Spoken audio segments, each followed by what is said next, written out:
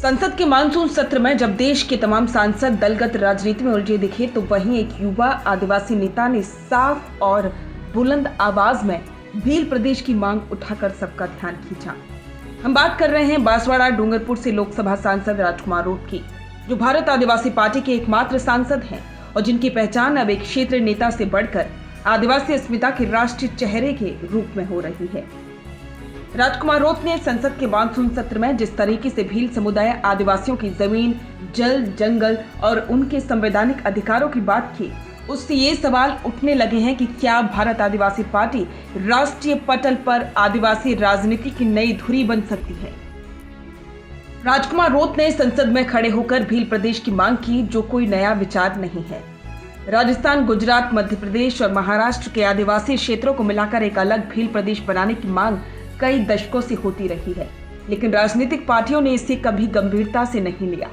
रोत ने इस मुद्दे को न सिर्फ संसद में उठाया बल्कि अपने भाषण में ये भी कहा कि आदिवासी सिर्फ वोट बैंक नहीं है, वे इस देश की आत्मा है। ये बयान न सिर्फ उनके इरादों को दर्शाता है बल्कि इस बात का संकेत भी देता है कि भारत आदिवासी पार्टी अब आदिवासी युवाओं के बीच उम्मीद की नई किरण बनकर उभर रही है। राजकुमार रोत का अब तक का राजनीतिक सफर देखें तो वे शुरू से ही आदिवासी मुद्दों को प्राथमिकता पर रखते आए हैं। राजस्थान विधानसभा में विधायक रहते हुए उन्होंने कई बार वनाधिकार कानून, शिक्षा में भेदभाव, आदिवासी युवाओं की बेरोजगारी और शराब के दुष्प्रभाव जैसे जमीनी मुद्दे उठाए। अब जब वे लोकसभा में पहुंचे हैं तो उनकी आवाज और प्रभाव दोनों बढ़े हैं। संसद में उन्होंने इस सत्र में एक के बाद एक कई बार वन अधिकार कानून के सही क्रियान्वयन, जल, जंगल और जमीन पर आदिवासियों के हक, आरक्षण के दायरे में आदिवासियों के प्रतिनिधित्व को मजबूत करने की बात भी की है। अब सवाल यह है कि क्या देश की बाकी आदिवासी राजकुमार रोत के साथ जुड़ पाएंगे? ये सवाल बहुत महत्वपूर्ण है। भारत में लगभग 10 करोड़ से अधिक आदिवासी हैं जो अलग अलग जातियों और जनजातियों में बटे हुए हैं, जैसे संथाल, भील, मुंडा, गोंड, हो, उरांव आदि। इन सबका सांस्कृतिक इतिहास अलग है, लेकिन सामाजिक उत्पीड़न और अधिकारों से वंचित रहने का अनुभव समान। राजकुमार रोत के भाषणों और आंदोलनों में जो स्पष्ट है वो पूरे देश के आदिवासी युवाओं को जोड़ने की क्षमता रखते हैं। सोशल मीडिया पर खास करके मध्य प्रदेश, झारखंड और छत्तीसगढ़ जैसे राज्यों के आदिवासी युवा उनकी क्लिप्स शेयर कर रहे हैं और बीजेपी की नीतियों में रुचि दिखा रही हैं। भारत आदिवासी पार्टी की अब तक की यात्रा बहुत सीमित क्षेत्रीय रही है।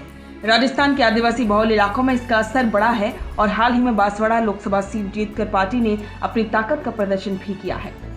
लेकिन यदि बीजेपी को राष्ट्रीय आदिवासी पार्टी बनना है तो मल्टी स्टेट संगठन निर्माण करना होगा।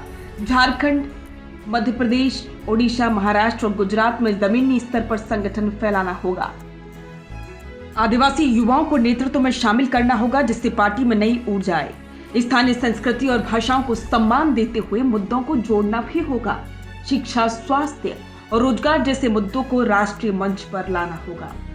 भाजपा और कांग्रेस जैसे दल वर्षों से आदिवासी क्षेत्रों में सक्रिय हैं, लेकिन अक्सर ये दल आदिवासियों को सिर्फ चुनावी मुद्दा बनाते रहे हैं।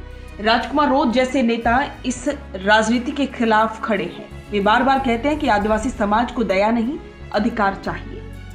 यदि बीजेपी आने वाले वर्षों में 4 से 5 राज्यों में मजबूत उपस्थिति बना लेती है तो ये राष्ट्रीय दलों के लिए बड़ी चुनौती होगी और आदिवासी समाज को अपनी वास्तविक शक्ति का एहसास भी होगा। राजकुमार रोत की संसद में गूंजती आवाज सिर्फ एक सीट से आती हुई आवाज नहीं है, ये उस समुदाय की आवाज है जो सदियों से हाशिए पर रहा। अगर वे इसी तरह ईमानदारी और स्पष्टता से अपने एजेंडे को आगे बढ़ाते हैं तो ये तय है कि आने वाले वर्षों में भारत आदिवासी पार्टी एक साइलेंट रिवॉल्यूशन खड़ा कर सकती है। अब देखना यह होगा कि क्या देश भर के आदिवासी राजकुमार रोत के साथ खड़े होते हैं या फिर ये आवाज क्षेत्रीय राजनीति तक सीमित रह जाती है। लेकिन इतना तय है कि भारत की संसद में एक नई आदिवासी चेतना ने दस्तक दी है।